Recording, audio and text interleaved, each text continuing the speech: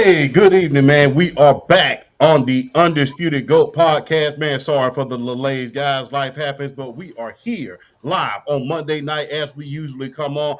And we have a very, very special show for you today, man. Look, this ain't about wrestling. This ain't about football. This ain't even about basketball. This is about that baseball diamond. And if you want to talk about the baseball diamond, you look no further than who's closest to you. And for me, in my case, that will be my guy, BRF Sports. Now, he's the number one Braves fan outside of myself, but unlike myself, he's very, very unbiased. As you all know, if it doesn't concern the Braves, I really don't give a damn about it. But this man is here, and he's going to teach us a lot of things today. We're going to get into the salary cap. We're going to get into the two early awards. We're going to get into can our Atlanta Braves get back to the playoffs. We're going to get into a lot of things today. But first, I want to spend a special shout out to my main man, Flash Man. He's not here with us today, but he will be back soon. He's been under the weather a little bit. I just want to send you a salute from Georgia to Wisconsin, and we cannot wait to have you back. But without further ado, look, BRF is here to school us today, and we're here to learn, man. BRF, man, how you doing today?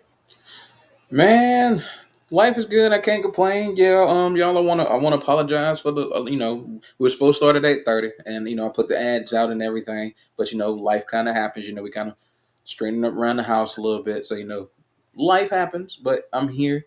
I wanted to give y'all a show. Shout out to the homie Flash. I hated him doing this without him, but at the same time, I'm not gonna do this without his blessing. So he said he want me to cook. So I told Champ in the chat, you bring the groceries, I'll whip up the meal. So that's what we're here for at the end of the day. So shout out to Flash. Hope you get to feeling better, brother. We love you. We miss you and get well soon. But I'm ready to have a good show. Life is good, back to work, back on the grind. You know what I'm saying? Got to make it do what we got to do. How you living over there in Columbus, that big fella? I'm good, man. Enjoying a little bit more of this weather, man. Been telling you about. I'll tell you off the air about some things I've been doing, man. Don't want to Mm-hmm. disclose it up front, but It's all hey, good. a lot of great things on my end, man. Look, just can't wait Okay. to learn more about this baseball, man. I cannot wait till the season come. We do have the season opener coming up on March the 29th, and I think we will be opening against the Kansas City Royals, if I'm not mistaken. So and it will be a three-series weekend, and all of those games will be at the Battery, by the way. So if you're in the Atlanta area, if you're in the Georgia area, and you're within the Atlanta, man, we got to go out. We got to support the Braves this year. We got to get them back to that series. But on that note, I have to ask you and begin the show with our Atlanta Braves today, man. Can we get back to the playoffs this year? It depends on health. I mean, it really depends on health. And if you've been following the news, we're not starting so hot in health. Hassan Kim, our shortstop, who we acquired at the trade deadline last year, who really kind of gave us a spark, gave us a bat at the shortstop position. He had to have finger surgery. He had to have finger surgery, so he's going to be out until May. And I think we've already lost Spencer Schwellenbach to the 60-day injured list. We've already lost Hurston Waldrop to the injured list, among other people. So it's not starting off on a good foot as far as injuries. But if you're going to suffer the injuries, you want to do it now, early in the season. Hopefully they come back, get healthy, and get this team back to full strength. Do I think they can get back to the playoffs? Absolutely. I feel like in the National League, they have one of the highest ceilings outside of like maybe the Dodgers, the Phillies. If you want to throw the Chicago Cubs in there, uh, the New York Mets, you have to throw them in there. They're going to hang around. I mean, they spent a lot of money in the offseason. They built their team up to win. But I think the Braves have one of the highest ceilings in the National League because I feel like it comes down to Michael Harris the second. I feel like, I mean, the team is stacked. I mean, we know what the team is built like. We know what kind of talent this team has. You go from Ronald Acuna Jr., you go to Matt Olson, you go to Austin Riley, you go to Ozzy Albies, Drake Baldwin, defending our reigning National League Rookie of the Year. Um, you hope to get a full season out of Jerickson Profar this year. You hope to get a full year out of him. Sean Murphy. I mean, I think we just lost Marcelo Ozuna. He signed with the Pittsburgh Pirates, but I think that makes Sean Murphy practically the designated everyday DH. But I mean, honestly, in terms of power, you're not losing a lot. Sean Murphy, when he's healthy, can still swing the bat. But like I said, with the Braves, it comes down to health, and then of course that pitching staff. I mean, even though there's no Schwellenbach, there's no Waldrop to start the season, you still have Chris Sale, you still have Spencer Strider, you still have Ronaldo Lopez, who you hope to get back healthy. Grant Holmes, I think I like the. My thing is, I like the depth as long as the pieces are in the right spots. In particular, Bryce Elder. I don't want him in the starting rotation. Chances are he's probably going to start in the starting rotation, but I will give him this. Out of his last 11 starts last year, 8 of them were quality starts. Quality starts means he went at least 6 innings. So, well, 6 innings and gave up less than 3 runs. So he got hot late in 2025, but by then we know we weren't going to the playoffs. So Yeah. you hope he kind of keeps that. You kind of hope he builds on that momentum and keeps it going. You hope to get a healthy year out of Reynaldo Lopez. If you get another 2024 out of him, your rotation is deep. And I mean, I think, and as far as the national, I think Chris Sale right now is the best pitcher in the National League. Name not Paul. Microphone. I think Chris Sale's the best pitcher in the National League who's not Paul Skeens or honestly, who's not Paul Skeens. So I mean, you kind of have to look at like, I mean, Chris Sale can bring it with the best of them.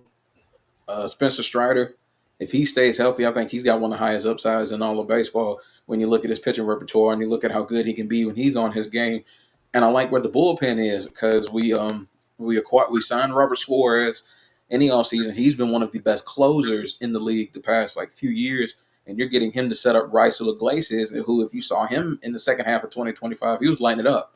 Like he stopped throwing his changeup as much. He just kind of focused on his fastball, and his fastball, the movement was there, the swings and misses were there. He was striking people out, and he looked a lot better when he got rid of the changeup. So I think this team can get back to the playoffs. The main thing with the Braves is they just have to stay healthy. But like I said, if they stay healthy, they have one of the highest ceilings in terms of from a team perspective, and not just the National League and all of baseball. I think the biggest question looming about our Atlanta Braves is our best player's contract. Mm-hmm. I think that's the biggest question mark because, as you know, he signed a very, very undervalued contract. He signed that 8-year, $100 million contract, and it comes with a club option for 2027 for 17 million, and uh, another club option for 2028 for 10 million. So I have to ask you this real quick. Considering the injury history that he has at this point, if you're the front office, are you considering like, look, I want to give our best player 20 million, oh, this 500 million. But on the flip side of that coin, he hasn't been available. Hell, even when we had our highest achievement since 1995, that being the World Series, he wasn't a big part of that. It was a lot of the guys that we traded for right before the trade deadline ended. We got hot at the end, and Mr. October himself, well, the modern day Mr. October himself, Freddie Freeman, was able to deliver us a World Series. If you are our Atlanta Braves right about now, are you taking that injury and his injury history into consideration, and the fact that during our highest achievement since 1995, when we won the World Series and back in 2020, he wasn't even a part of that team going down the stretch and in the series at that point. Are you thinking about a lot of these things before you actually give him that $500 million contract? Or are you actually considering, look, let's get something while we can get something because he may be on his last leg? You consider it, and you only consider it for the right deal. I mean, Ronald Acuna Jr., regardless of his injury history, is a top 5 talent in his league, and he's going to bring you a haul. He's going to bring you talent. Now, although you are absolutely right with the fact that we didn't have him for the World Series run in 2021, we're not set up to make that run if he doesn't have an MVP first half. Okay. And him tearing his ACL that year, did it hurt? It absolutely did. But we also have to remember how many guys it took to replace that production. We had to go get Eddie Rosario. We had to go get Jorge Soler. We had to go get Jock Peterson. That's three filling the hole of one. That's how good Ronald Acuna Jr. was in 2021 before the ACL tear. So we have to take that into consideration as well. I understand where people are coming from because I think they're bringing up the idea of possibly trade. Do you do you go all in with him? Do you try to build and try to win the championship with him, or do you strike while the iron's hot, while the value's still high, and try to get a haul for him? Honestly, if it was me and I'm in this spot, you don't build this team as constructed and don't make at least a run or two with him. I mean, people say, "Oh, well, we have talent here." This team still Ronald Acuna Jr. is still the heartbeat to this team. Let's keep it a buck. When he's in the leadoff spot, there are very few guys in the league that has his speed. As a matter of fact, even with the ACL tear, he's back and he's still running. And I believe and he's going to be running the World Baseball Classic is this year. He's gonna be representing his Venezuelan squad. And you remember the last time he played in the WBC before the season started, he won MVP. Mhm. The last time he played in the WBC before the season started, he showed that he was all the way back and ended up having that 41 homer, 70 stolen base season, routing the National League Most Valuable Player award. So I kind of want to see where he is in this World Baseball Classic. I want to see how he performs because if he's looking anything like old Ronald Acuna, the National League better watch out. If he's looking anything like him, but yeah, you consider it. But like I said, it's only for the right deal. You're not gonna, even though you sign him to an undervalued contract, you're not you're getting a king's ransom for somebody like Ronald Acuna Jr., who, like I said, is a top 5 talent in the entire sport. I feel like the only guys that are in his tier, sheer talent wise, if we're talking pitchers and positional players, are Aaron Judge, Paul Skeens, Tariq Skubal, Shohei Ohtani. I think they're the only 4 guys that hang with him, pitchers or positional players that are in his tier of talent. So I really think it's just about him staying healthy. I think you make a run.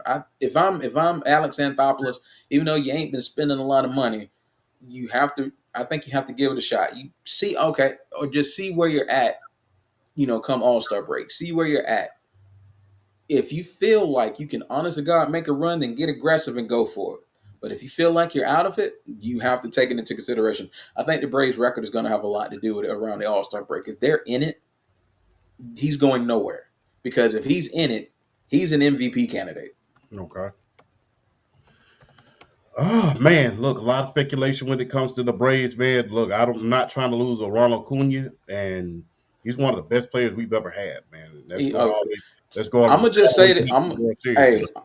hey, champ, I'm gonna just say this, and I've said this before. Like I've said this on TikToks. People have said this, and this might be a little bit of a hot take because of the players we've had come through this franchise. We've had the Mhm. Hank Aaron's, we've had the Chipper Jones, we've had the Freddie Freemans, we've had the guys like that who are like icons to this franchise. Yeah, Ronald Acuna Jr. is the most talented player we've ever had come through this franchise. talent, yeah, yeah. Easily, like not even close. He's the most talented guy that has ever played for this franchise. When you consider he's 5 tool, he's a 5 tool player. He's got a good glove. Dude, the in my opinion, the throw of the year was that throw he made against the Yankees, 300 feet, flat footed, right field corner to third base, no bounce, like straight throw. And we know about the power. We know about the base running. He does when he's healthy. He does everything great. Yeah. So I trust he. It was So a Bo Jackson-esque throw. exactly. And honestly, Bo Jackson wishes he had Ronald Acuna's talent. He Yeah, wishes he had his talent. That's how good Ronald Acuna Jr. is. So believe you me, I don't want to lose him any more than you. I think you consider it if they're struggling at the All Star break. But if if you know you can make a run at the Phillies and dethrone them for this NL East, you go all in. You go all in and you don't pull any punches. all right. So, with that being said, man, look, I just got to ask this question: is it just a foregone conclusion with us in the state that we is, and a lot of other teams? Is it just a foregone conclusion that we could just hand Los Angeles this damn title because No. it just looks like they just have too much talent at this point. They've gotten Mister October, that being Freddie Freeman. They got one of the most talented players probably of all time. Ohtani. They've Mm-hmm. got some of the best guys. They got in the great words of Pete Bell off of Blue Chips, one of the most famous basketball movies we've ever seen. These guys got the best players money can buy. So is it just a foregone conclusion that they're going to repeat? And if they don't repeat, who do you see can derail them at this point? We saw, the Blue Jays make a run at them, but none of them can get can make that kind of Joe Carter type of run doing that. We was waiting on that kind of Joe Carter type of thing to happen during the World Series. I watched that World Series, one of the first times I ever watched the series without the Braves in there, and it If was y'all crazy. have not seen, if y'all have not seen the World Series from 2025 with the Dodgers and the Blue Jays, either get MLB.com or find a way to YouTube those games. That was one of the better World Series I've seen in a long time. Yes, yes. No one could get the Joe Carter. We thought we was just praying for the Blue Jays to somebody to get a Joe Carter run going, but unfortunately they could not. Who could stop these guys? Like, we had the evil empire back in the 90s and the early 2000s with the Yankees, and no team to my knowledge has three-peated since the early 2000s with my Los Angeles Lakers. And we gotta show love to the ladies, that being the Houston Comets. Nobody has three-peated since then. Can they three-peat? And if they don't, who is going to derail them at this point? Who can you see derailing them? Will it be Atlanta? Will it be the Yankees? Will it be the Phillies? Who can derail these guys? Well, when you ask a question like this, we have to build up the team in question. The Los Angeles Dodgers are the definitive favorites to three-peat. I mean, let's not pull any punches. Let's keep it 100. The LA Dodgers are the favorites to repeat as World Series champions. They might have the best 1 through 4 lineup we've ever seen. Because, of course, you got Shohei Ohtani, you have Freddie Freeman, you have Mookie Betts, and in the offseason, you signed Kyle Tucker, who's a top 10 outfielder in baseball. If he's not in top 5 consideration, he's definitely a top 10 outfielder in the league. So they might have the greatest 1 through 4 we've ever seen. That's how deep they are. And you still have Will Smith. You still have Teoscar Hernandez. You still have that pitching staff. I mean, they are the definitive favorites. Now, with that being said, if you want to talk about talent-wise and who can match them, obviously the top 3 in the NL East, I think, can all give them a run. The Phillies can give them a run. The Braves can give them a run. The Mets can give them a run because they can go blow for blow with them from the pitching standpoint, from pitching standpoints when they're healthy. They all can go with the Dodgers pitching wise. And then if you want to throw a couple of dark horses in there, you look at a team like the Chicago Cubs out of the National League Central who went out and acquired someone like Edward Cabrera from the Miami Marlins who has mad upside. Young guy, early or mid-20s, mad upside. I'm talking about like I'm talking about the on like can hit triple digits with the. No, go ahead. You got a question? I'm just asking. Like, is it high upside or just high upside? Dude's got he has Cy Young candidate upside. Damn. Edward Cabrera has Cy Young candidate upside. The only thing with Edward Cabrera, he gets a lot of swings and misses, but he doesn't miss bats sometimes, and that's something he's got to work on with the Cubs. But when he's a young guy with a lot of upside. If you want to look at a team like Chicago Cubs are like a dark horse. You look at a team. I think Milwaukee makes a comeback. Even though Milwaukee did lose Freddie Peralta in the offseason, they are getting back Brandon Woodruff at 100%. He's a really good pitcher when he's healthy, and they still have that lineup. I like what Milwaukee's doing. And don't sleep on the Arizona Diamondbacks either in their own division because they have young talent in that lineup. I like the pitching. I like their pitching staff. They went on and acquired Corbin Burns, who's a Cy Young type pitcher when he's healthy and on his game. They re-signed Zach Gallen, who I think is going to be a sneaky move for them. If he stays healthy and on his game, I know the upside he has. He's a really good pitcher. If we're gonna say teams that could probably derail them, I'm looking at the 3-headed monster of the National League East. I think if the Phillies, Braves, or Mets catch them, whether it's the divisional or the NLCS, they can give them a run because they do all. Even though the Dodgers have the talent that they have, the Braves, Phillies, and Mets can do everything that the Dodgers can do. That's the one thing you look at when you're matching up against a team like the Los Angeles Dodgers, who are like historically stacked in the lineup and the starting rotation. And the bullpen for that matter. I mean, they went on and got Edwin Diaz from the Mets, who's been one of the best closers in the league last 2-3 years. They went on and signed him. I mean, they're just throwing money. They're getting everybody. So when you look at a team like the Dodgers, you have to look at who can go with them blow for blow in all three facets: their lineup, their rotation, and their bullpen. I see the Phillies, Braves, and Mets, the best three examples of teams that can go with them blow for blow in a 5 to 7 game series because they match. Even though like I said, even though the Dodgers have the players, Braves, Phillies, and Mets, I think when they're healthy, can all match up with them and can give them a run for their money if they see them, particularly in the NLCS in a 7 game series. Because the main thing when it comes to the playoffs, it's about matchups. It's about matchups. It's matchups. It's your manager because like the Braves, we have a new manager with Malt Weiss, so it's mainly going to be about matchups down the stretch as well. Like I said, I think it's that three-headed monster in the NL East who are the best equipped to go blow for blow with the Dodgers. All right. The Dodgers scared the hell out of me, and They should. They yeah, should. they really That do. team, I mean, that team as built has Seattle Mariners major league record type upside. yes. Man, that is one scare. That's the scariest team I've seen since the '97 Yankees. It's the scariest team I've ever seen. So, and I mean, when that's saying a lot. Like, where would you put this team? I have to stay on the Dodgers real quick Mhm. because, like I said, this is the scary. And I'm speaking from a fan standpoint. I am a fan, but this man sitting next to me, he's a fanatic. There's a huge difference. Look, I have to ask you this: if this Okay. team does three-peat, do you see them, being compared to like Murderers Row? Do you see them being compared to the late '90s damn Yankees? That cost us World Series after World Series. Who do you see this team as being? Is this the greatest team we've ever seen thus far? I think from a construction standpoint, they're up there.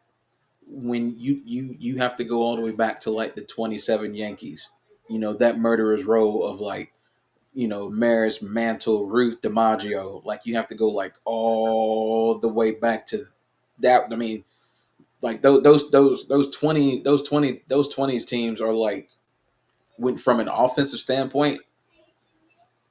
The thing I don't like that a lot of baseball fans talk about with those Yankees from the 20s is like, oh well, it's the dead ball era and da da da da da.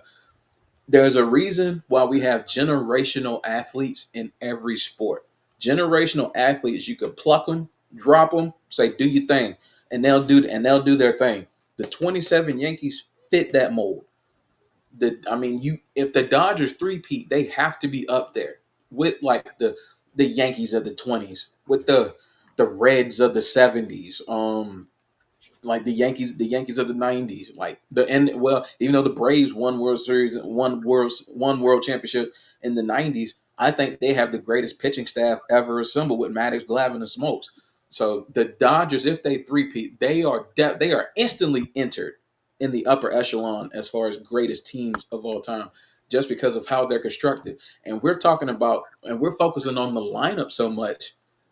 You have Yamamoto, you have Blake Snell, you have Tyler Glass now in the starting rotation. Like this, I mean, Edwin Diaz is going to be your closer. I mean, this team, like I said, is historically built to do some really sick things this year.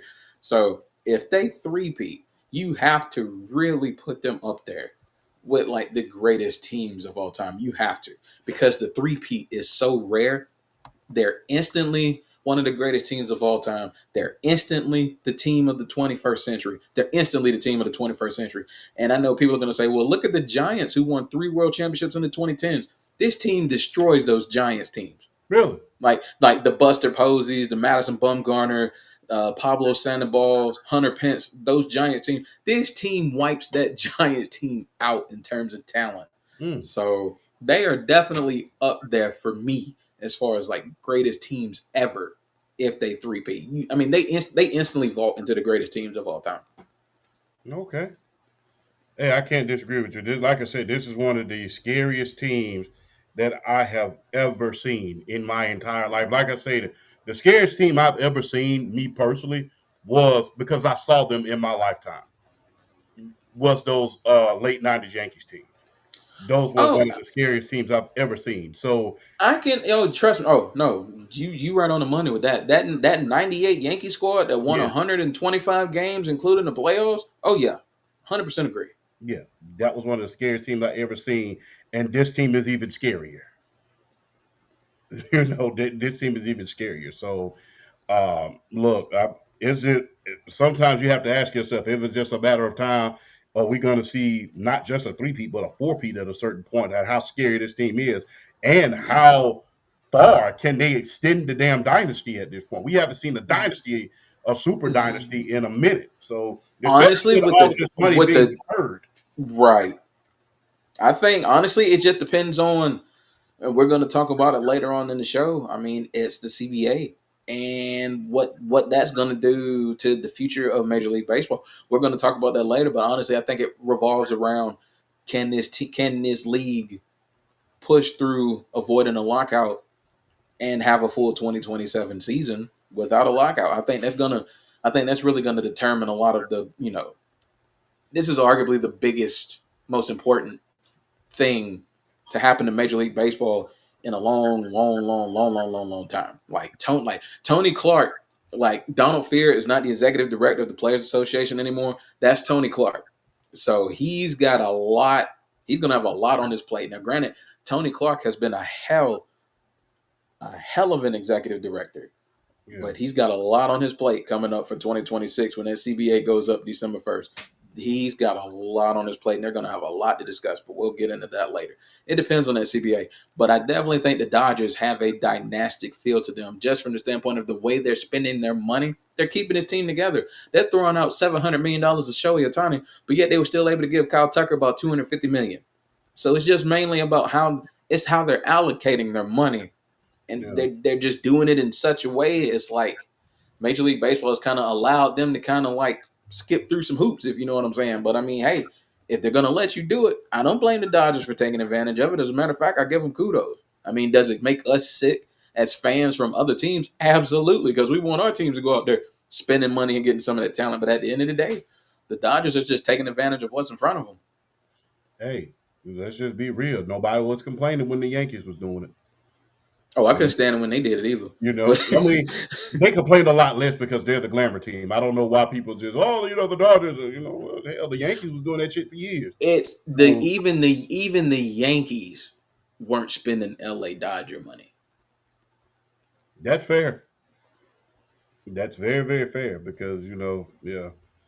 Look, I would just be real. I remember when we saw that. I mean, I never forget when we saw the richest contract in baseball history. I think it was Alec A-Rod's contract. I think it was 10 years, $275 million. And I thought we would never ever see a contract like that again. I'm That's like, light work now. it's like it's like you get more.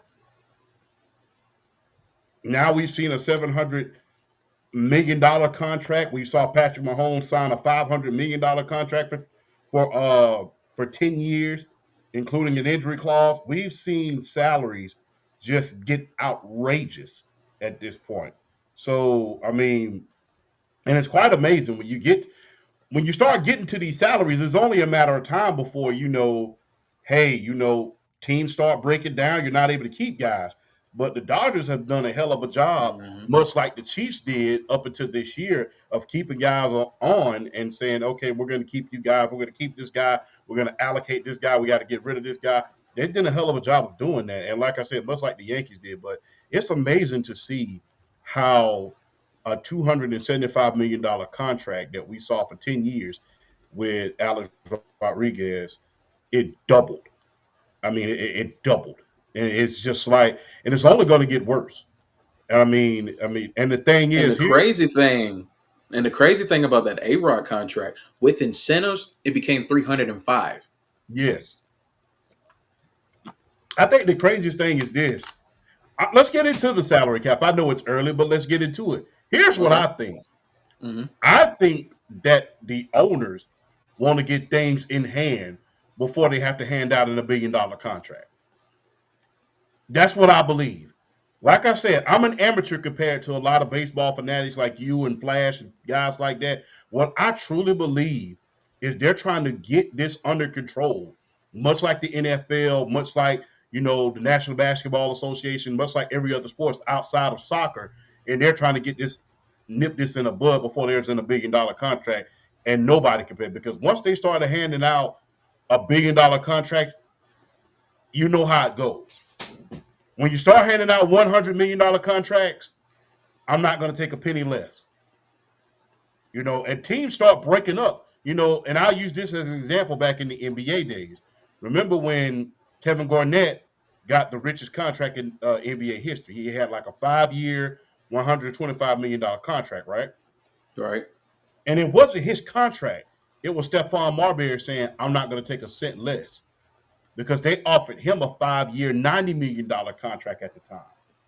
So I think that that's what the baseball guys, the baseball owners are trying to prevent. We have to get these salaries under control before a $1 billion contract, and we start handing out these $1 billion contracts every other day because it's rare that you get a talent like Shohei Ohtani, like a Alex Rodriguez, who's going to reset the market. But once that guy gets here, because it's only a matter of time. It's only a matter of time. But once that guy gets here, you have to ask yourself, look, we're going to have to hand out a $1 billion contract before it's all said and done. And I think that's why these guys, these MLB owners are trying to nip this in the bud so fast because I don't think any billionaire is trying to hand out a $1 billion contract. But what says you? I think as I was like doing like my videos and whatnot, and I was going through my info and I was kind of doing my research, I wanted to dive in and really kind of research what's going on as far as like the biggest factors and like what could cause a lockout, what they could do to solve it to prevent a lockout. And yeah, the salary cap is definitely one of the biggest factors, whether that because you're looking at like because I know Flash has talked about the idea of like a salary floor. I do think there needs to be a little more balance with the teams as far as like who's spending what. I think one of the biggest factors that really kind of rubs these fans the wrong way, not just teams like the Dodgers and the Mets spending all this money, but teams that don't spend anything like the Pirates and the Athletics and the Tampa Bay Rays. They don't even try. Like the payrolls are always on the opposite end of the spectrum, and then they don't try. And then you got a team like Pittsburgh with an all world elite, one of the greatest pitching talent we've probably ever seen in Paul Skeens, and we're already looking at the idea of the Pirates trading him possibly to the Dodgers because they don't have the money to pay a guy like Paul Skeens he's the first pitcher ever to win Rookie of the Year and Cy Young his first 2 years in the league. The dude is already that talented. But I mean, I kudos to the owners for trying to nip it in the bud. But I think where it could come back to get them, what the players union, what they want more than what they want to see more than anything is like they want to know what the owners are doing with the money. They want a transparent budget because the owners they could cook up some stuff. They could cook up some numbers. Say we did this year. We did this year. That way, the players aren't getting as big of a piece of the pie as they've been in years past. And that's something that they're not going to want. And I completely understand that. I feel like with the owners and the players union, they're going to have to work really really hard to find some middle ground because there are so many factors that I studied that I've researched that can really like make this lockout happen. There's about 3 or 4 really major issues going on that they're going to have to find a way to find some middle ground on to avoid a lockout because I'm almost to the point just reading and studying this stuff. A lockout is going to be unavoidable because I'm just worried they're going to be too far apart on too many issues to avoid a lockout. And then players. Okay, for the fans out there, quick difference between what a strike is and what a lockout is. Lockout means the owners are saying no, y'all stay home. We're gonna keep running the league business on a day-to-day basis. Y'all stay home because I think what the owners are gonna try to do, there's something that they've there's something that they've come up with. I think it's something called like a war chest or something like that. So what they're wanting to do is 30 major league teams. They're trying to allocate around $2.25 billion. They're trying to allocate this money so they could keep league business going in the event of a lockout. 2.25 billion dollars. Doing the math is $75 million per franchise, and they're trying to allocate that money and put that to the side to keep the league business going. So that's why I say the players just want transparent. They want a transparent budget. They just want to know what the owners are doing with their money, and they just want to make sure that the owners aren't going to undercut them at the end of the day. That way, they're keeping more of the money, and the players aren't getting as much. Now, I understand the owner's perspective, not wanting to hand out that kind of money, but at the same time, if I'm the players, if I'm like Vlad Guerrero with the Toronto Blue Jays, just got a $500 million deal, and absolutely deserved it. If you saw what even though he had a good 2025 season, he had one of the greatest playoff runs you're ever going to see, and particularly that American League Championship Series against the New York Yankees. He sauteed them boys.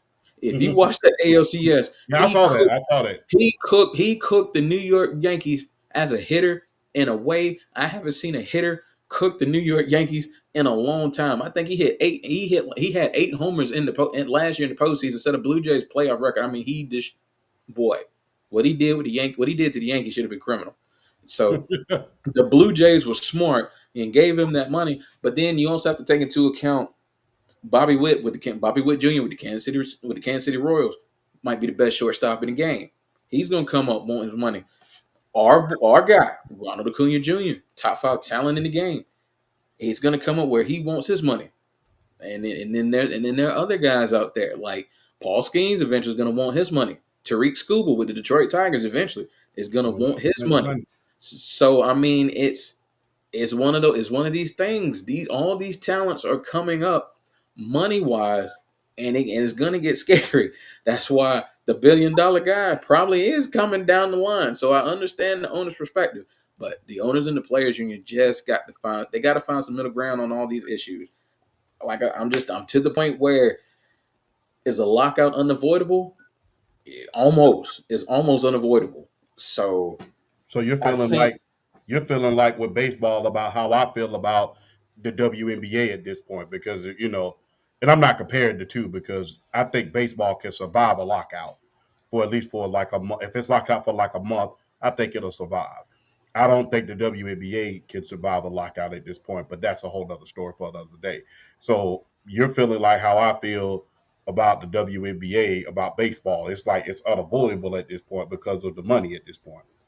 it really is. Like I said, I think the players union just want a transparent budget. They want to know what's going on because like Major League Baseball, the owners like they have so many ideas and things that they want to do.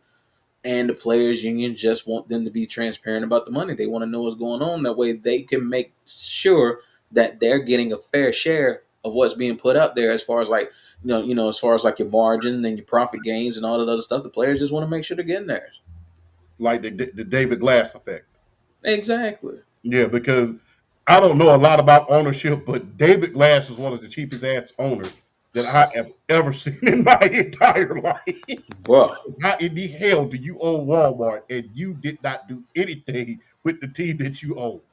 And guys Bruh. used to talk about him like a dog. Bruh. Like every Bruh. time I It's think a about it's a it's ownership, a I think about the David Glass effect. I think about this. Bruh, it's a damn shame we go into some of these Walmarts. As big as some of these Walmarts here, cashiers just not to be found.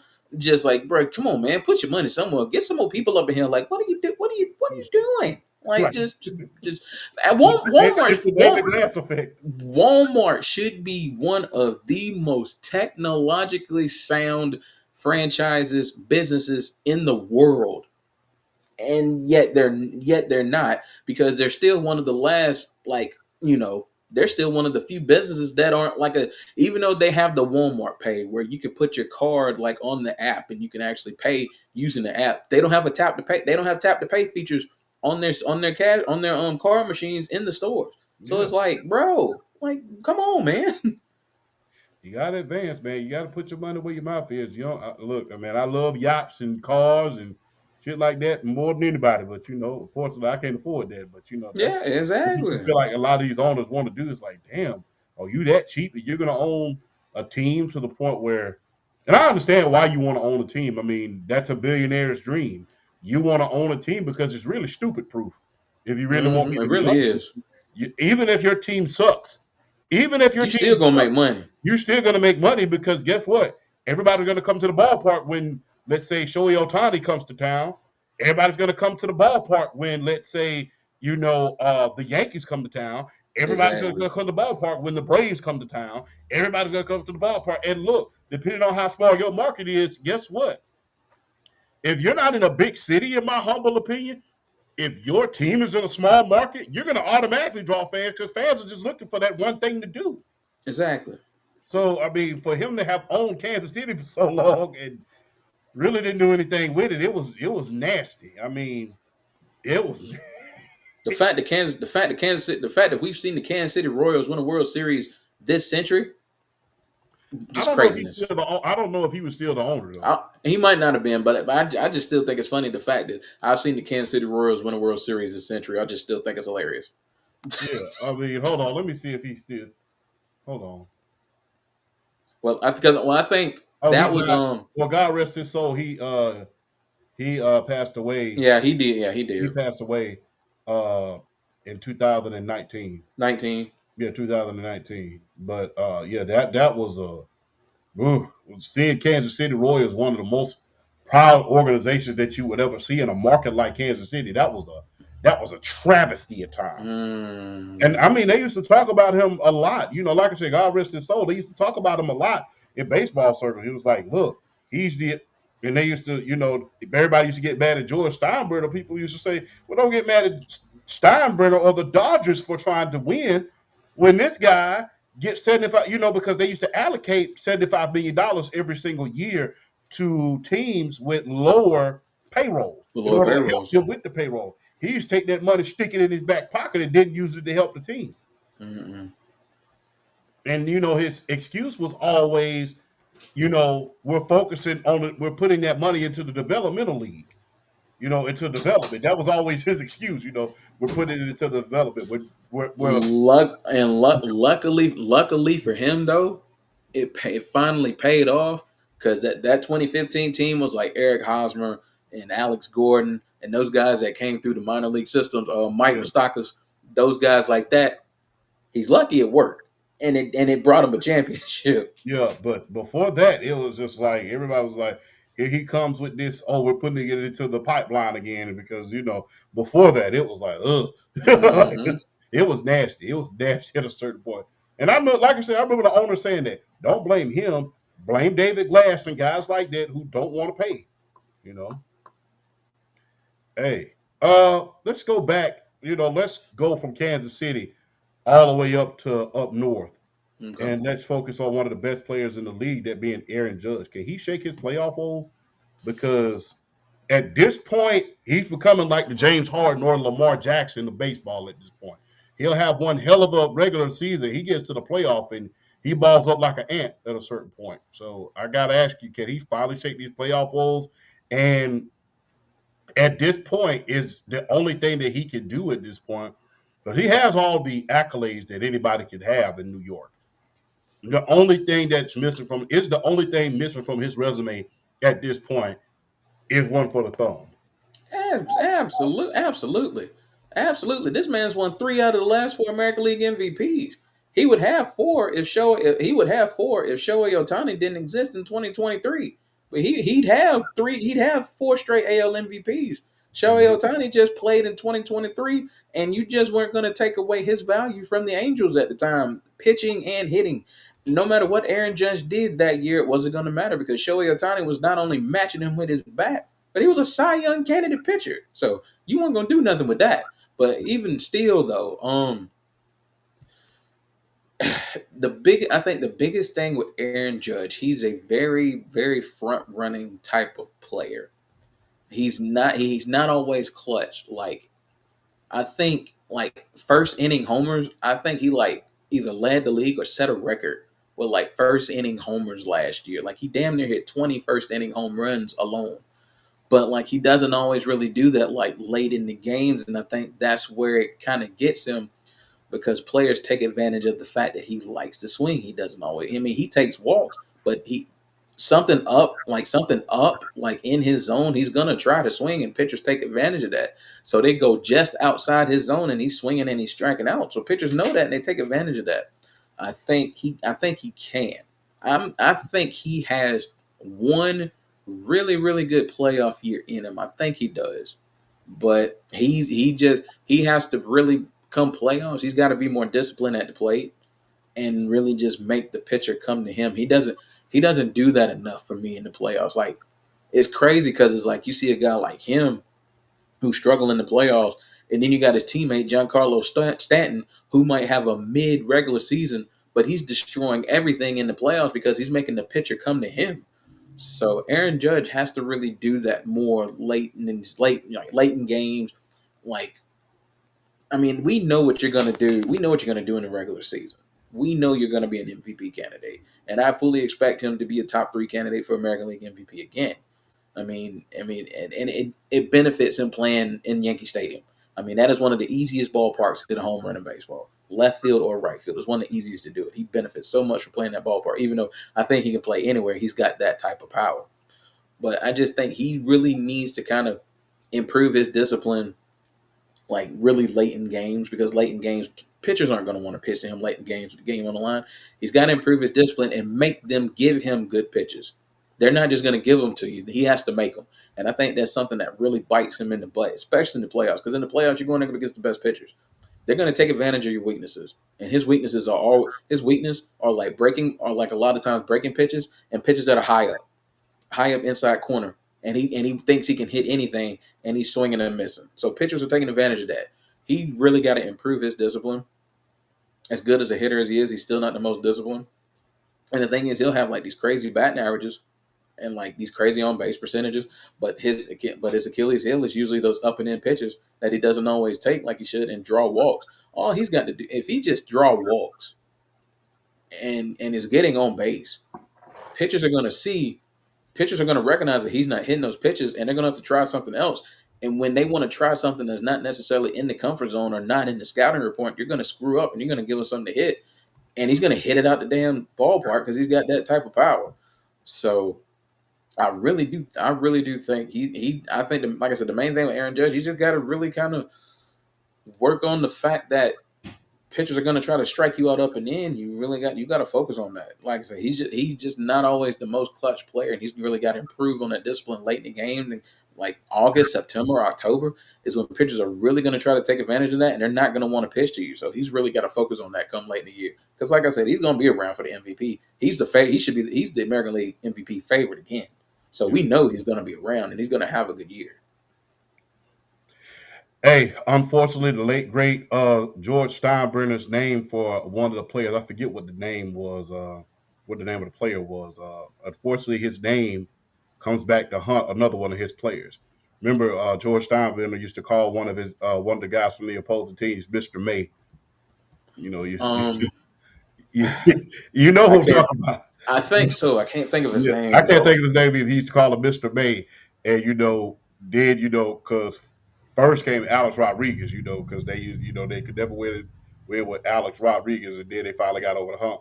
And now unfortunately he has another Mr. May on his hands. So that it's going to be interesting to see if he can finally get over the hump within the next couple of years, man. But Aaron Judge, one of the most talented individuals as far as hitting and a lot of other things. And look, I didn't realize when he first came in the league how big that damn guy was. That's a big. That dude 6'7", 282.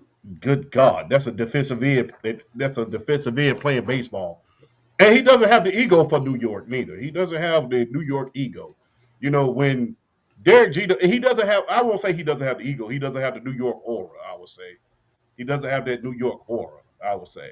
When you saw Derek Jeter had that. Derek Jeter had the New York. He had that sneaky swag, but he had that sneaky swag though because Homeboy got a starting lineup. He had a starting lineup. Yeah, he had. Women back in the day. He got a starting lineup. So that was more than the starting lineup. That was Hall of Fame right there. Boy, that was Hall of Fame. Derek Jeter had sneaky swag. Yeah, but he had that aura. He had that aura. He was under the Jordan brand. They called him the captain for a reason. Everybody when he did like that, everybody knew it was him. So man, Hmm. he had that aura. Even when there was a player that was better than he was on his own roster, he had enough aura to the point where, yeah, He knew it was still his team, regardless of who was on that squad or not. It could be Alex Rodriguez, it could be Babe Ruth. He knew at the time that was his squad. yeah. And plus, he had paid his dues against teams like our Braves and going through us. So really nothing could phase him at this point. But he doesn't have that New York ego and New York aura like a lot of other New York players. When you see guys like Babe Ruth, that was New York. When you see guys like Gerard Ramirez, Joe DiMaggio, you know, just to name a few. Hmm. Even when Darryl Strawberry and Doc Gooden, when they went to New York to the Yankees, you could tell, although they were originated from the Mets, that was New York.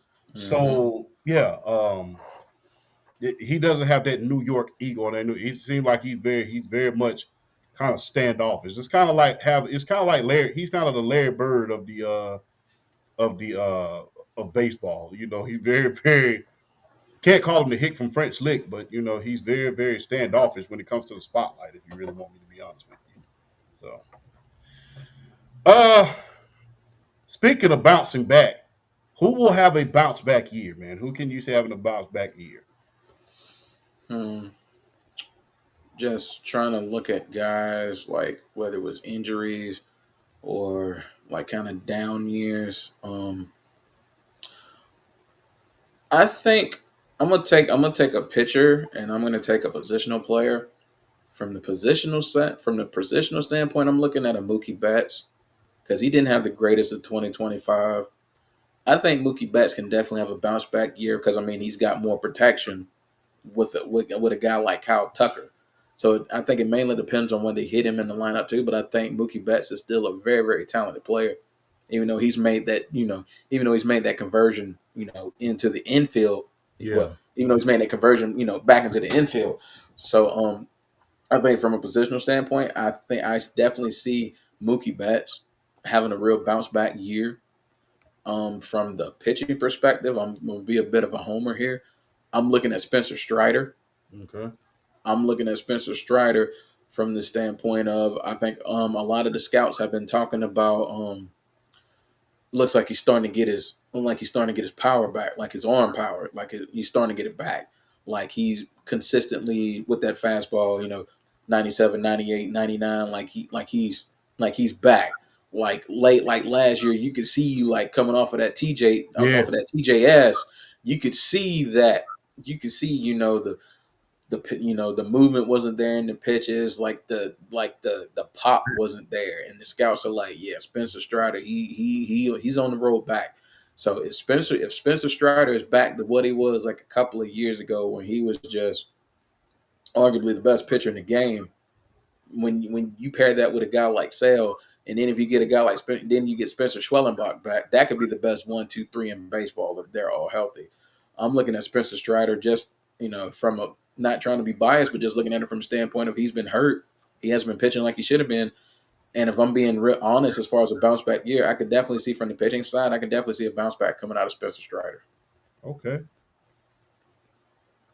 Division leaders. Hmm. Well, we'll go off of my videos that I made. If y'all haven't seen them, I have them posted on my TikTok. Please check them out. If y'all want to get into the game and you kind of have an idea of who you think is going to win them, we'll go left to right. We'll start with the American League. Um, I got the Mariners winning the West. I just think top to bottom, I think they're the most balanced. You look at that team: Julio Rodriguez, Cal Riley. That pitching staff is lethal 1 through 5. Luis Castillo, Logan Gilbert, George Kirby, Brian Wu. Um, got that 1 through 5 is like one of the nastiest in the game. And Bryce Miller as well. That starting rotation is nasty. Um, they should be top 5 again as far as team ERA, innings, pitch, strikeouts, all that. They should be right up there. I got the Mariners winning the American League West. I got Cleveland repeating in the Central.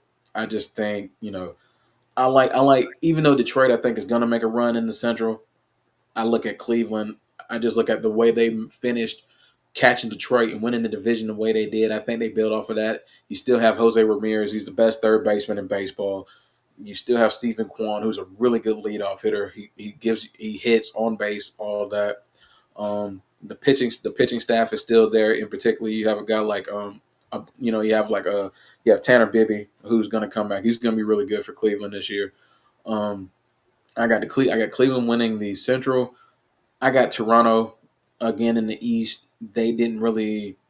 I think the East is going to be really, really. The East is going to be fun. The American League East is going to be fun when you look at the honestly, when you look at all the teams, but when you look at the Rays, you look at the Yankees. I think the Baltimore Orioles as a team are going to have a bounce back year. I like what Baltimore did in the offseason. They went out and they got Shane Bass pitching. They went out and signed Pete Alonso. Pete Alonso in Baltimore. I'm telling y'all, Baltimore is a hitter's ballpark. Pete Alonso in Baltimore in that lineup with Rutschman and Holiday and Westberg and Gunnar Henderson, they're gonna make a comeback this year. But I think Toronto is just Vlad and George Springer, and I like the guy Okamoto who they signed from Japan. I mean, he's a vet, but I'll tell you this: he's a power bat. He had like at one point in Japan, he had like 6 straight years of 30 homers, and he had a 41 homer year. So they're bringing another power bat in. I love their pitching. Kevin Gossman, Trey Savage, who's my early favorite for American League Rookie of the Year. Um, I think Toronto wins the American League East. The National League West is a foregone conclusion. It's the Dodgers.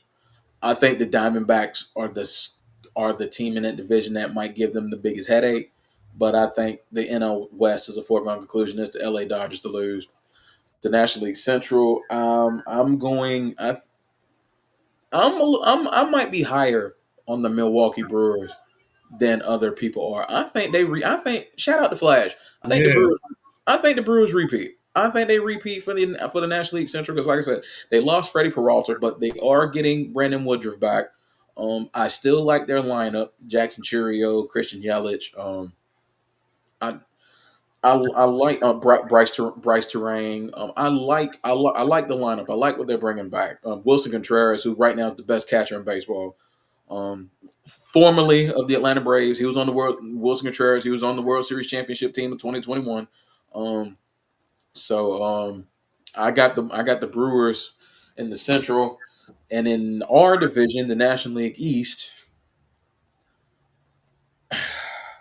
I hate to do it, but until the Braves can actually do it, right now I have to say the Philadelphia Phillies. The Braves, the Braves got to show me. The Braves got to show me they're back. And it's one of those like to be the man, you got to beat the man.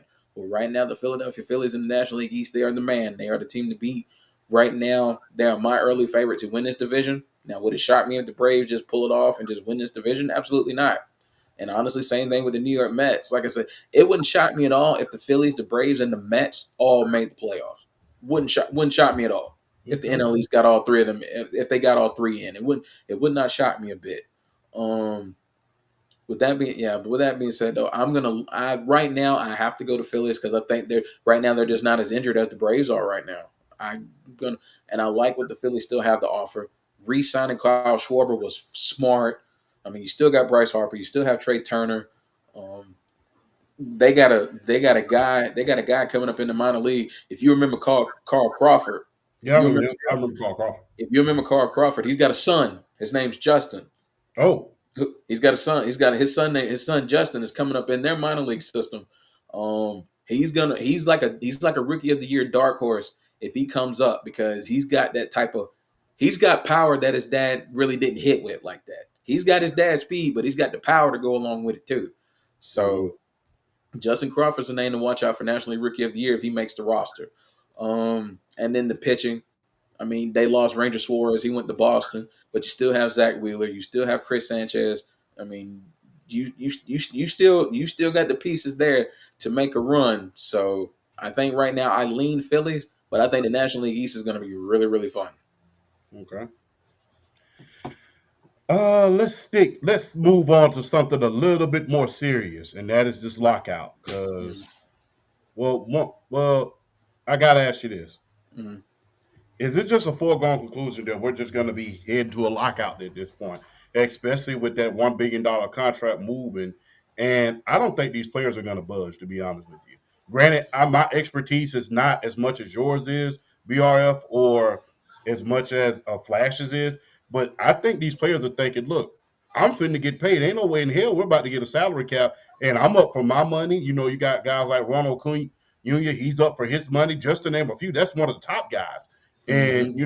And that's not even including the mid guys who can, you can parlay in the MLB, you can parlay a mediocre career to a $100 million contract, be set for Yes, you life. can. You You know, can. it's not like the NBA and the NFL. You can't be mediocre, and these guys can parlay a couple years of mediocrity, a couple years of being quote unquote good into a $100 million contract. Mhm. So you got to ask yourself. I got to ask you this question: is it just foregone conclusion that look, you better enjoy it while we have it this season, because next season we might be sitting here in March, really talk about the WNBA, or either unrivaled one. So is it just a Mhm. foregone conclusion because of the money? I think I'm leaning towards yes. I think it's unavoidable. I think we're kind of almost at the foregone conclusion point because it's not just the salary cap. You also have to look at like revenue sharing, like because one of the big things that Major League Baseball wants to cut out are the local news networks. Mm. The local networks, like what the Braves used to have, like the Yankees, the Red Sox, all these teams that have their own network, the Dodgers. Wow. They want to cut that. They want like one big Major League Baseball umbrella, Oh, and they like want the and they NFL and the kind of NBA, like, yeah, exactly, kind of they like what want the to cut. NFL does. Yeah, exactly. They want their own kind of streaming service too. It's like they want like 100 billion. They want to put like $100 billion into like a full on streaming service where you're getting where there's no because there's no you know I can't remember the saying. There was an old saying about local money is always local money or something like that, and it's like Yeah, because you can't with the Madison Square Garden network or the Yes network that mhm, generates, so that's a whole revenue stream of its own. exactly. Because even if only a million people subscribe and everybody subscribe for, let's say, I don't know how much it is now, but streaming service, if let's say it's just that's $9 million, but the Still, Yankees, they're going to get their traction. hmm Everybody in New York, from even if you're a casual, you're gonna watch the Yankees. exactly. So that's just a thing, and I really think that they're trying to strip the local networks because you're not gonna get that same traction. You might get it in Atlanta and surrounding areas, because guess what? Atlanta Braves doesn't just belong to Georgia. Yeah, People in Alabama, people in South Carolina, people in North Carolina, North Carolina. Yeah, and you exactly. and they're trying to. I believe they're trying to head off these little quote unquote small market teams as well. Because what's going to hmm happen if the owner of the Atlanta Braves smart enough to say, "Hell, we're going to get our own network and we're going to start putting this out to everybody else." And like I said, people in Alabama, I didn't know this until I got a little bit older. People in Alabama, they're Braves fans. Yeah. Oh yeah, they are. Yeah, they Especially back, yeah, because especially back in the days when it was like TBS when it was like TBS Superstation yeah, back in the day because TBS was national network at the time. yeah, So you could be in Alabama, you don't have a team, but you got TBS, the Braves are on. Hell, you could be in a state like Illinois. yeah, You have TBS and WGN, so you had the Cubs, White Sox, and the Braves because it's nationally televised. yeah. So yeah, so They're major trying to so cut the off these so. teams from Mhm. streaming these local money networks, because guess what? It's not going to be the same for these small market teams. Right. Although, and to their point, it's worked in the NFL for years. It's worked in the NFL. And if, Bob Tisch and Willington Merrill had said, hey, back in the day, I want this New York market for me, the New York Giants probably still winning Super Bowls to this day. Mhm. Unfortunately, for us, they only have four. But Right. yeah, I think that is a good point that they're bringing up. But I don't think these owners are gonna, cave in, because local money is never gonna run out, especially if you Hey, like the New York Yankees. And like I stated, I wish the Atlanta Braves would smarten up and say, hey, we got people across 4 different states watching us. because like I said, I didn't realize that people are not just people in Georgia, but you got Alabama, you got Mississippi. people in Mississippi. I'm like, how the hell, guy from Mississippi? I said, hey man, you watch baseball? You a Yankee fan? He said, hell no, I can't stand the damn Yankees. I'm like, well, who are you a fan of? He said, look at your shirt. I said, you a Braves fan? You stay in Mississippi? Hell yeah. He was like, I was like, oh okay. He said, yeah, in Mississippi we watch the Braves. In Alabama we watch the Braves. I mean, even in Louisiana, I didn't know that Louisiana guys Yep. they watch the Braves. I'm like, Louisiana, yeah, Louisiana doesn't have, yeah, because Louisiana doesn't have its own team. yeah, So I they mean, don't have a you team, mean you so look it's at, yeah, yeah, you look at all those states like in the southeast, like Tennessee, Kentucky, North Carolina, South Carolina, Alabama, Mississippi, Louisiana, don't have their own squad. You got the Braves. yeah. So I mean, Um, The Braves are like a, see, that's and I think that was one of the lucky fortunes of growing up as Braves fans, because it's like when we weren't a regional team, we were a national team. There were the Atlanta Braves were America's team at one point. That was literally the nickname. That was literally the nickname of them for Major League Baseball. They were America's team, yeah. just because it was just like because of TBS, because and it just helped, like in the '90s, how good they were, even though they only won one world And championship. Jeff Foxworth. How yeah, Remember Jeff exactly, Foxworth? I remember exactly. he loved putting brave jokes in his Oh, his yeah, comedy routines. absolutely. That just comes from national exposure. That comes from being good pretty much throughout the entire decade of the '90s. That I mean that they struck at a really good time, and it just helped that they got good at the right time and stayed good. I mean the 14 straight divisional titles is still the record in Major League Baseball. It's still a record from '91 to 2005. 14 straight division titles. It's still the record. So I mean, it's just one of those things where they kind of lucked into it. They lucked up, and it was just fortunate they had the right ownership, they had the right manager, and they had the right players. So, but yeah, like the lockout, like I said, it's the salary cap, it's the media revenue sharing. I think for me, those are like the two biggest things.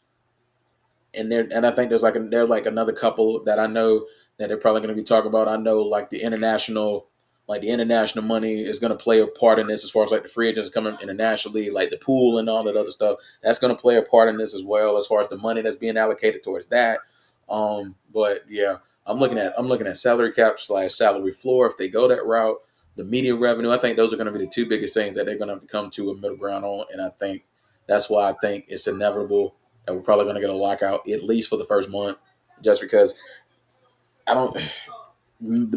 Coming to a middle ground on those two issues are going to be like probably like super like. I'm not going to say impossible, because I do think they're ultimately going to come to a middle ground, because they're going to have to if they want to play baseball in 2027. I just think it's one of these things they're going to be like they're just so far off that you just hope that ultimately they come to the right middle ground in order to get this solved and get it done. That way we can get baseball in 2027. But yeah, man, like I said, man, it's just mainly. I think ultimately it just revolves around the players wanting transparency out of the owners. I just think that's all it's coming down to for the most part. Yes, indeed. And I don't blame him, to be honest with you. I really don't blame him. What is the well? You just explained the keys to victory in order to explain the line, in order to save the lockout, and that's just transparency by the owner. But the last Mm-hmm. subject I will say going into it is, and I've been waiting to see this. I'm just going to sit back, grab my popcorn because I enjoyed every last one of your videos. In fact, I reshared them. If you're not following BRF Sports, especially during baseball season, make sure you go follow them at this point. But I got to ask you this as I kick my feet up and enjoy this segment. What are your two early awards from Major League Baseball? Too early. Okay, all right, we're gonna go. Okay, so I don't want to do manager of the year, because that's kind of like that's I don't know. Okay, so we'll go okay, American League, we'll go MVP, we'll go Cy Young, and we'll actually go Rookie of the Year, because there are a lot of potential good rookies out there. We'll start with the Rookie of the Year in the American League. My favorite right now is probably Trey Savage with the Toronto Blue Jays. But I think the tricky thing about the Rookie of the Year are like the international free agents, like the Japanese free agents, or you know the the Spanish the Spanish free agents, like the Dominican, any Mexican stuff like that. The international free agents, when they even if they're like veterans in their league, when they come to Major League Baseball, they become rookies, because they have no innings played, they have those pitches thrown. So they're rookies. Um, I look at a guy like Trey Savage. I think he's my early favorite. But then you also want to look at someone like Kazuma Okamoto, his teammate in Toronto. Like I said, he was really good in Japan. Um, the guy to watch out for is he's I don't know how the White Sox signed him from Japan, but Munetaka Murakami, look him up, research. He's like he was like he's still a young guy, but he was like he had like some insane like power numbers. I think he set the single season record in Japan for homers in a season. I mean, the dude has like that type of power, and I think he's still in his like mid-20s. Like he's not like he's still like a young guy, and he's already got like 50 home run upside. He already comes into Chicago with the White Sox, probably the cornerstone of the team because Luis Robert got traded in the offseason, who was their best player before, he got traded. So I think he comes in instantly as the best hitter on the team. I would probably say right now, those are probably my top three. Then you got a guy like Tetsuya Aime in Houston. He signed from Japan as well. He's an international free agent, but like I said, they're rookies because they haven't done anything over here in the States. So he's definitely up there as well. So those are probably my top four right now for AL Rookie of the Year. But I'm leaning towards your Savage because he's got serious upside. If I'll put it to you like this, in his postseason, he's the guy in the American League Championship Series. He struck out 12 Yankees in like 5 innings. Damn. He's got that type of potential, and he comes in already locked in a spot.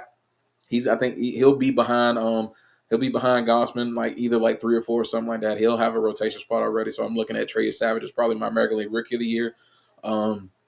My Cy Young is still Skubal. I'm still going to go Tariq Skubal with the Detroit Tigers, especially if they're contending. He's the best pitcher in baseball as far as I'm concerned. He's the best pitcher in baseball. And you can make a case for Paul Skeens, but Tariq Skubal's the best pitcher. Yeah, I was just about to say Paul Skeens. Mm-hmm. You can make a case for him. I think he's the only one that you can make a case for, but Tariq Skubal is like on another level right now as far as how good he is. As far as other Cy Young contenders in the American League, I'm trying to think. I think Gossman with the Blue Jays will contend. Max Fried with the Yankees, he'll be a contender. Who else is out there? Garrett Crochet with the Red Sox. He's definitely he's going to be a contender for the Cy Young Award as well. But I'm gonna go Skubal. Just because I think Detroit's going to contend. I think Detroit's going to be good, and if Detroit's good, Skubal's going to be in that area in like anywhere from like 18 to like 22, 23 wins. The ERA is going to be under 200 strikeouts. I mean, the dude's going to be dominant. So that I'm looking at Tariq Skubal for the Cy Young. AL MVP, so many choices. Favorite should be Aaron Judge. I'm gonna go Aaron Judge again because I think he's gonna have another one of those like 350 plus homer, 130 RBI type seasons. I mean, re-signing Cody Bellinger helps as far as the protection with the Yankees. So I think Aaron Judge is probably my favorite for American League MVP. But then again, there's Jose Ramirez in Cleveland. There's Bobby Witt Jr. in Kansas City. There's Julio Rodriguez and Cal Raleigh in Seattle.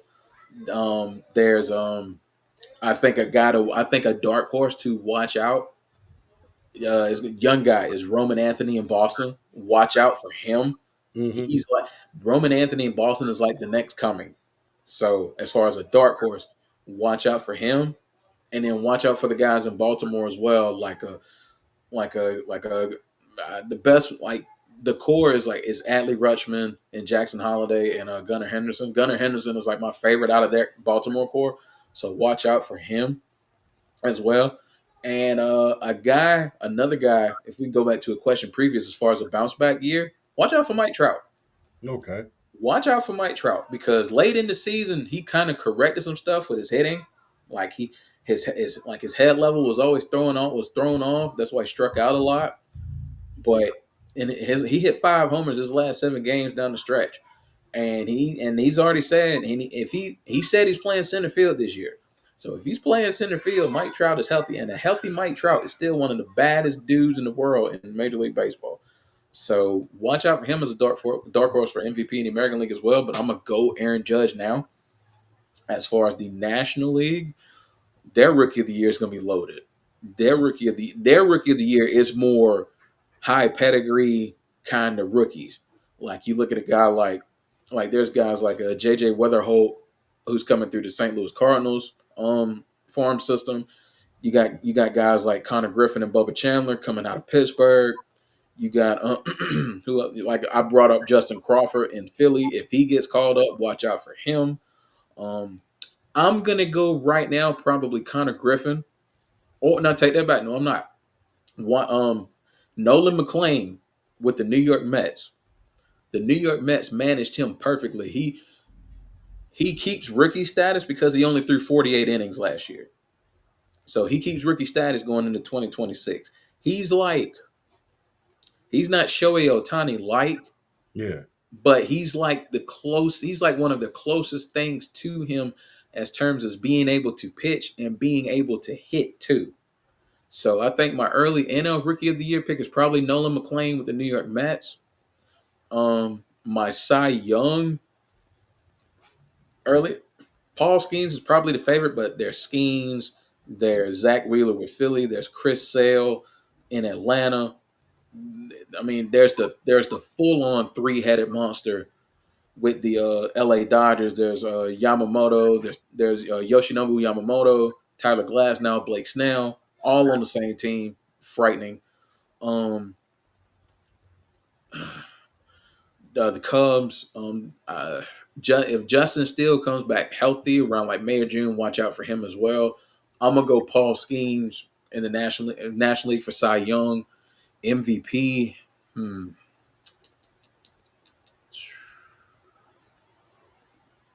I'm gonna go MVP. I mean, of course, there's Shohei. Of course, there's Shohei Ohtani. Honestly, if he it's almost impossible to beat him out for MVP because Right. he's going to be in the starting rotation this year. So if he comes back and he gives you anything of what he gave you in 2023 to the Angels, and then he still is hitting like he is, there's no way you can beat him for NL MVP. You have to have an Acuna 2023 to really like, or even Schwarber last year hitting 50 homers. You have to have like one of these like ceiling type years to really contend with a Shohei Ohtani for National League MVP. So that being said, I think with him hitting and him being in the starting rotation this year, if he puts up the big hitting numbers, but then he's also contending for the Cy Young as well, it's impossible to take the National League MVP award. So I'm gonna go Shohei Ohtani for the MVP award in National League. So those are my awards picks right now. All right. On that note, man, is there anything else you'd like to tell the audience at this point in time before we end the show? This is what I'll say. And like this is like Pod and Grind chat. This is anybody that follows me on TikTok. I want to really make a really, really good effort as far as this baseball season to really put content out there. I have ideas as far as like what I want to do as far as analyzing the season, like individual games, individual at bats, like just scenarios and stuff like that. Like I actually want to like really get involved with baseball more this year from a content perspective. So if y'all want to hit me in the DMs, y'all got any questions regarding baseball, whether it's like what this player does or what did this mean, or if y'all in the Pot and Grind chat and y'all want to cut up with me and talk about some stuff, feel free. I'm always open because I want to get involved. I want to do more with baseball this year as far as making content. So I want to make an effort to it this year, especially if we're not going to have it for part of 2027. I want to dive into this year and really get into it. So, like I said, if anybody want to get with me about anything baseball related, y'all know where to find me. Y'all know where to find me. Y'all know what the TikTok. Y'all know the link tree in the bio. So hey, it's what we here for. That's what I'm here for at the end of the day, man. I like talking about the sport. Yes, indeed, man. And like you always say, a topic not thought about is a topic not talked about. And Y'all on heard that me, brother. note, thank you for joining us, man. We was able to get off the show, man. And look, like I stated, Only thing I did was sit back. I brought the groceries in the house. He cooked, he grilled, he baked the cake. We ate, our stomachs are full, and we drunk as hell. So it's time for us to leave at this point. On that note, we will see you next Sunday on the Undisputed GOAT podcast.